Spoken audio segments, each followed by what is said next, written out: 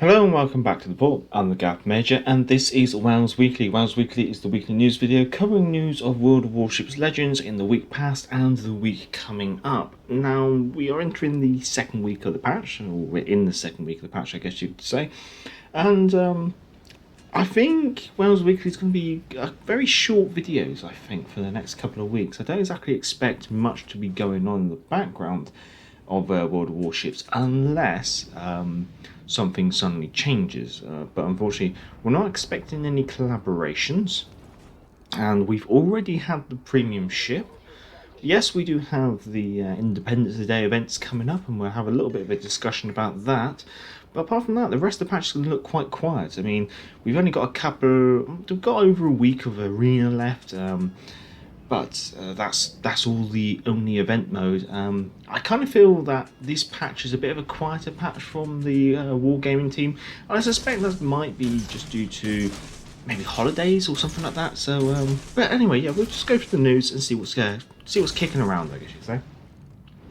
So first of all, just some tidbits from the live stream that the World of Warships Legends community team did on the 25th of June. There's only some little tidbits here that's worth noting, and it's implied that the Massachusetts and the Benham could arrive on Monday as Global XP ships. We already know they're coming as Global XP ships. We didn't know exactly when in the patch they're going to be arriving, but it looks like they're going to be arriving for that Independence Day week. And then they'll be available, I believe they'll be available on continuously from there. Now, the query was raised regarding legendary carriers and premium carriers. Now, currently there's no plans to introduce them as yet. It's something that probably will happen in the future, but at the current moment, the way that they're introducing different nations and they're still balancing them, tweaking them and things like trying to get the right balance of the carriers and their interaction in the game, they're going to continue playing around with the tech tree ships before they start introducing premium ships. The reason being is obviously when people buy premiums, they kind of expect that that's what they paid for, if you know what I mean. People don't like it if premium ships that they bought suddenly get nerfed because what they paid for at the end of the day. So usually touching premium ships is a little bit of a touchy topic for wargaming. So what they'd rather do is get the tech tree set out and then start introducing premiums and other things like that. Now, as we were talking last week about the Japanese Tier 7 destroyer that's been spotted in the trailer, it looks like might not be a campaign ship. It could be a Global XP ship. It's basically being kind of confirmed that the next Global XP ship after the Benham and the Massachusetts will be a brand new premium Tier 7 destroyer. So that sounds quite interesting. It's not going to be something that we've seen before. That's been confirmed, so it's not the Udachi. So it looks like it's going to be quite interesting to see what they bring. Whether it is the destroyer that we have spotted, which is believed to be a torpedo boat, whether it's something else, we don't quite know. It's going to be interesting to see how that all goes. Now, obviously, we do have the Star Spangled Fleet project in the Bureau. Now, I didn't do this last week because it wasn't quite out yet. I usually take it from the horse's mouth. And it's only just come out over the past week, and this is the breakdown of that Bureau project. Now, some interesting notes about it. It's the fleet bonuses. So you get 2 points per second for each tech tree ship. But you can also have the Florida at 4 points at every single segment, and the Georgia for 5 points per second at every single segment as well. So that's quite intriguing. Now, when it comes to this, it's 8 segments long. The first 7 segments are 5 stages each, with the 8th segment being 10 stages. So obviously that last push to get the Oklahoma is going to be a bit longer. It's almost the equivalent to 9 stages, I guess you could say. Now, the total combination of points required is 40,500,000 points. I guess would be the correct way to say it. I might have got that maybe a little bit wrong. That sounds right to me, really. Now, it's interesting to see that the way that the daily trials, there's a couple of combinations here. Obviously, getting a win in the Florida is 150,000 points, winning the Georgia is 175,000 points, 100,000 points per daily trial slot for a tech tree ship.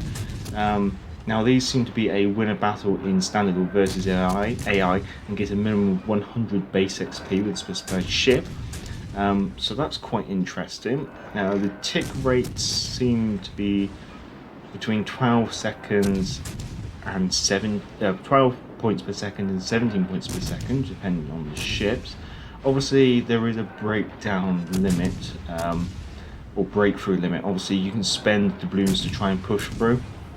The maximum boost per segment is 2,000 doubloons for segments 1 to 7 and 4,000 doubloons for segment 8.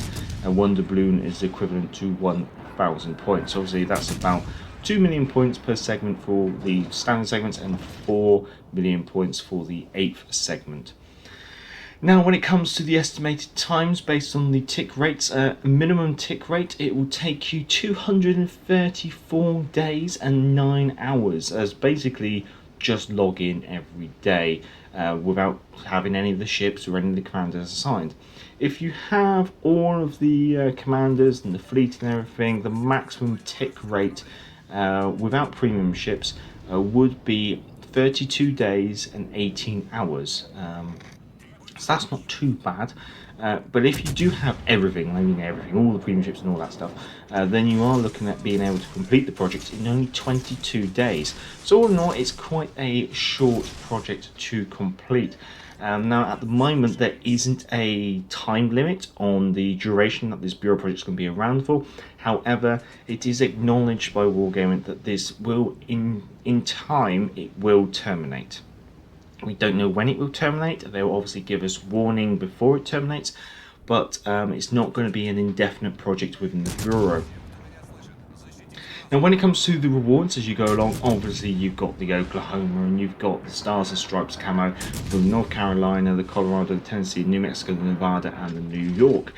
But also along the way, you will get yourself 9,000 Global XP, 45,000 Commander XP, 675,000 credits, 3 Summer Big Containers, 12 Common Containers, 16 Red, White, and Blue Camo badges, 7 Epic Ship XP boosters, 7 Commander XP boosters, Global XP boosters, Credit boosters, and Battle boosters, all epic, and all a 7 number each.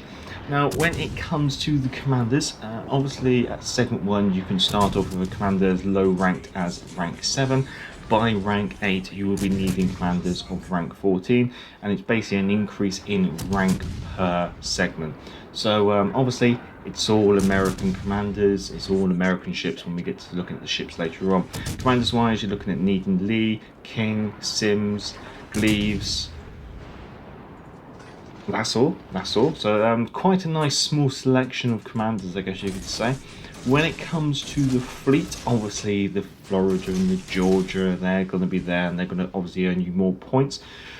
When it comes to the other tech tree ships, you're looking at needing the New York, the Langley, New Mexico, the Dallas, the Colorado, the Pensacola, the Nevada, the New Orleans, Tennessee, the Ranger, North Carolina, Helena, Kansas, Lexington, Iowa. Yeah, that's all. So obviously carriers and battleships and cruisers, not destroyers, ironically. No destroyers listed there, so that's quite interesting. Now, when it comes on to what else we got kicking around news-wise, well, they are doing a Independence Day live stream from the Wargaming community team. This will be this Friday. Now, the aim is to have it streamed later on in the day in order for it to maximize the potential viewer audience from the United States. And it's also partially a belated Canada Day, although there's not really any Canada-related content because we don't have any Canada-related content in the game as yet. Please give me Haida, please. Anyway.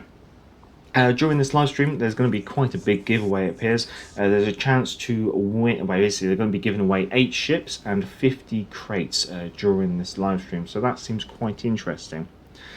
Now, there isn't really much any other real news, I guess you can say. They fixed the overpen issue that we had lingering on the last recording of WoWs Weekly. They fixed that on Friday last week, so that's all nicely tidied up. There doesn't seem to be any other issues lingering currently at the moment.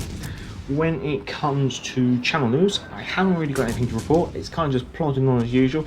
Patrons, I hope you enjoyed the review of the Monaghan. I do acknowledge the other request for a Let's Play on the Conqueror, and I am going to see what I can do with that.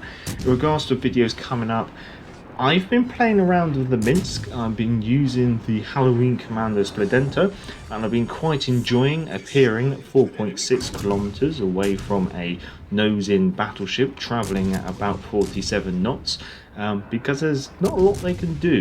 Sometimes they might even have their time to turn their turrets.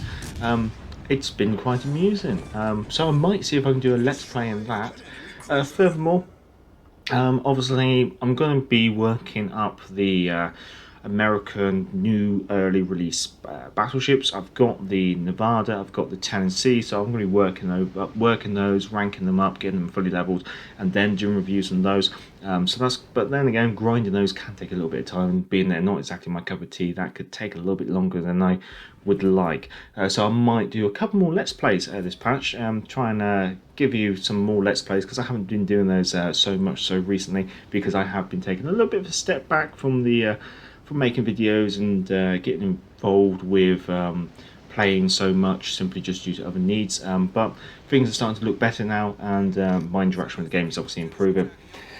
Now, for those of you who are Royal Navy fans like myself, it's interesting to note I somehow missed it. It was announced well, sometime last month, but I've only just noticed it now. But it's on the World of Warships PC dev blog. HMS Repulse is currently in testing, and it looks very interesting. She's tier 6 on PC, so that means we might get her at tier 5. When? Obviously, don't know. Will we? Don't know. Would I like that? Yes, please give me a British battle cruiser, please. So she looks interesting. One thing to note is on PC, it looks like she's going to be getting an engine boost, which will improve her top speed by 10%, which sounds quite nice. That has recently just been nerfed. It's been nerfed down from 15%. But also the interesting one is they've improved her turret traverse on PC. Originally it was about 55 seconds per 180 degrees of rotation. That's now been dropped to 30 seconds, which is quite nice, really. I think she's going to be coming with standard British AP like you got on the Queen Elizabeth. I do look forward to seeing her actually come out on PC and seeing what the reviews are like on PC, and I would love her to come to World Warships Legends. But then, what do you expect from the Galloping Major, who's incredibly British biased? Anyway, I look forward to seeing you on Friday's live stream if you're coming along, and as always, feel free to give the video a thumbs up.